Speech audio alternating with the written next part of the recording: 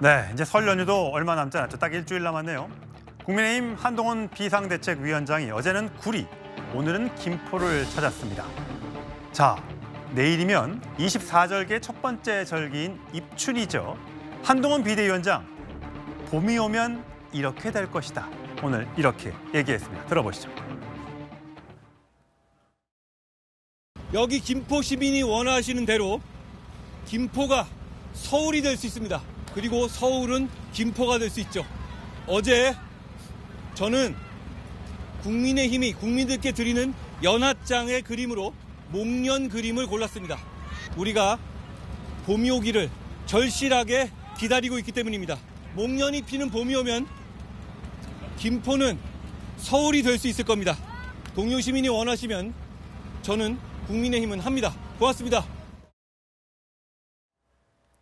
네, 한동훈 위원장 목소리가 많이 쉬었네요. 여러 곳에서 아마 시민들과 소통하느라고 그런 것 같습니다. 자, 최대 승부처가 국민의힘 입장에서는 경기도 또 서울이겠죠. 최근에 한동훈 비대위원장이 수원, 구리 그리고 오늘은 김포를 찾았습니다. 김포를 찾아서는 목련 피는 봄이 오면 김포가 서울에 편입될 것 이렇게 얘기를 했습니다. 자, 윤 대표님. 네.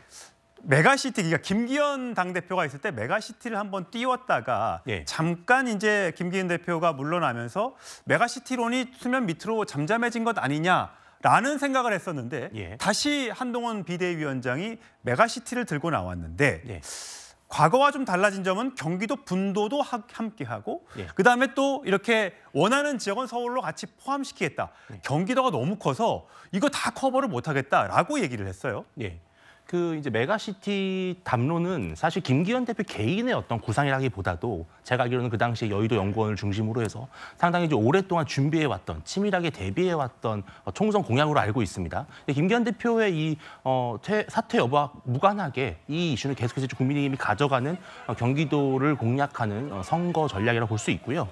분도냐 메가시티냐 이 두 이분법에 굳이 빠지지 않고 주민들이 원하는 대로 하겠다, 원하는 곳들만 하겠다는 것인데 지금 이 김포 같은 경우만 해도 김포 내부에서의 이 서울 편입 얘기가 나온 이후로 김포 시민들의 그 서울 편입에 대한 기대감이 오히려 꺼지지 않고 점점 더 커지고 있다고 하더라고요. 그래서 김포, 구리, 수원 가장 대표적으로 서울에 가장 근접해 있으면서 일종의 이제 배드타운 역할을 하는 곳들인데 이곳에서 이 김포 경기도를 민주당을 상대로 해서 경기도 시민들을 마음을 사로잡을 수 있는 가장 큰 그림으로 보고 있는 것 같습니다. 저게 지금 오늘 화면에 나가고 있는 장면이 오늘입니다. 오늘 낮에 있었던 3시쯤에 있었던 장면인데 진짜 많은 분들이 저렇게 젊은 분들이고 또 어르신들이고 셀카를 찍어달라고 하는데 다 요청을 지금 들어주고 있고요. 또 누군가가 빨간 목도리를 선물하는 모양인데 저렇게 손으로 목에 두를 수가 없을 정도로 인파로 사람들이 몰려서 한 2,000명 정도가 모였는데 너무 많은 지금 시민들이 몰려있는 상황입니다. 보니까 차를 타고 지나가다가 시민들이 셀카를 찍어달라고 하니까 다시 백을 해서 내려서 셀카를 찍어줬다고 합니다. 한동훈 위원장은 가는 곳마다 저렇게 구름 인파를 몰고 다니는데 혹시라도 이제 안전사고 날까 봐 걱정은 되는데 저 인기의 비율은 도대체 뭘까요? 아마 이제 야당에서는 뭐 동원된 거 아니냐. 근데 동원된 사람이 저렇게 셀카 찍어달라고 저렇게 할 이유가 없잖아요. 저번에 동대구역에서도 기차표를 이제 막차로 바꾸면서 했잖아요. 그래서 저는 상당히 거의 뭐 정치계 BTS 정도로 인기를 몰고 다니는 거죠. 그거는 이제 세련된 외모나 화려한 언변도 있지만 무엇보다 정치 개혁에 대한 국민들의 욕구를 지금 충족시켜주고 있는 거예요. 국회의원 정수를 250명 줄이겠다. 세비를 중위 반 정도로 깎겠다. 그다음에 불체포 특권은 포기하겠다. 그리고 이제 금고 이상 받으면 소급해서 반납하겠다. 이런 이제 공약들이 한동훈 위원장이면 실천한다. 이런 믿음이 가니까 이런 식으로 팬덤이 많이 생기는 게 아닌가 이런 생각이 들고요. 지금 이제 경기도는 59개 중에 51개가 민주당입니다. 경기도는 이제 결국은 두 가지로 접근해야 됩니다. 서울 인근은 메가시티, 이건 이제 굵직굵직한 공약이고, 그다음에 교통 격차 해소 있잖아요. 교통 문제 이런 게 상당히 중요하기 때문에 지금 어제 구리, 오늘 이제 김포까지 방문해서 이제 굵직굵직한 공약을 던지고 있는 거예요. 자, 어제는 조금 전에 말씀드렸다시피 구리를 찾았죠. 구리에서도 서울 편입을 요구하는 목소리가 참 많았었는데 자, 어제 그다음에 또 수원에 갔을 때 경기도 민심을 돌아보는 한동훈 비대위원장의 영상 또 보고 오시겠습니다. 지금 이 철도를 지하화하는 것이 이 수원의 동서간의 격차, 의도하지 않았지만 굉장히 고착화된 이 격차를 해소할 수 있는 문제라고 생각합니다. 한동훈 화이팅!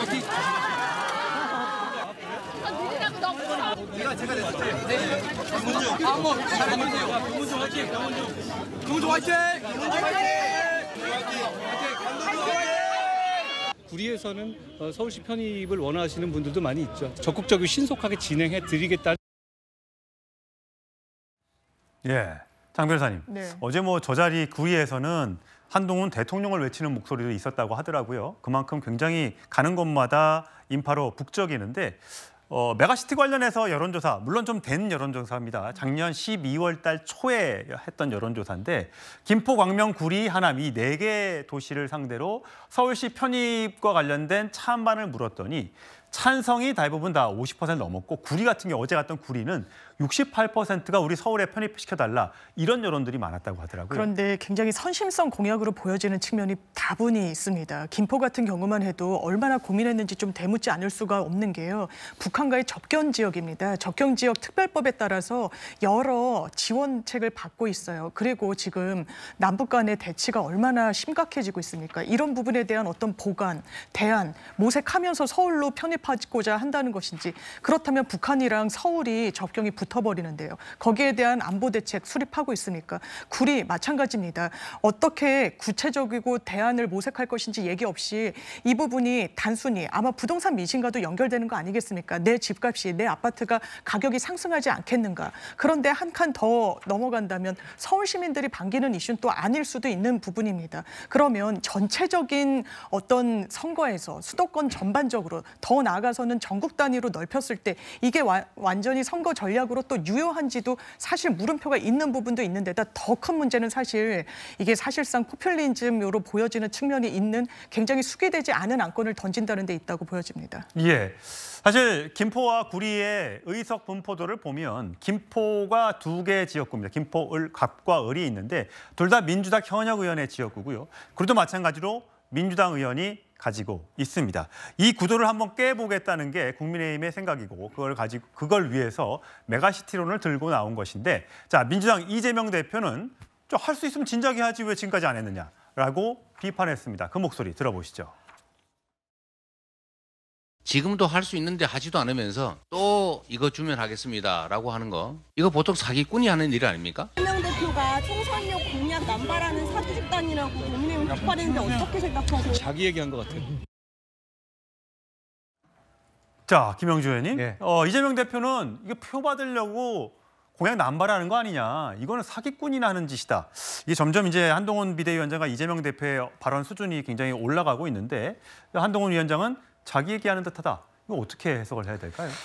뭐 저 두 얘기는 그렇게 중요하지는 않은 것 같습니다. 현실적으로 총선에 있어서 이 얘기가 먹히느냐 안 먹히느냐의 문제라고 보여져요. 지금 이제 말하자면 이재명 대표가 저 얘기한다고 갑자기 이 지지하는 김포 시민들이 사기꾼이다 했고 의향을 바꾸지는 않을 거라고 보여집니다. 그래서 기본적으로 저는 특히 4개 지역 중에서 구리 그리고 김포 이 순서대로 상당히 이번 총선에 영향을 미칠 거로 보고요. 또 김포 2개 의석, 또 구리 1개 의석은 상당히 국민의힘이 될 가능성이 많다. 특히 구리는 더 많을 수밖에 없는 것이 사실은 길목 자체가 강원도에서 오는 길목입니다. 그래서 윤호중 의원조차도 춘천고등학교 출신이거든요. 그래서 기본적으로 보면 한동훈 비대위원장의 지지율이 이 4개 시 중에서 가장 서울 편입에 대한 가능성도 그렇고 실질적인 어떤 호구성도 그렇고 높다라고 보여지고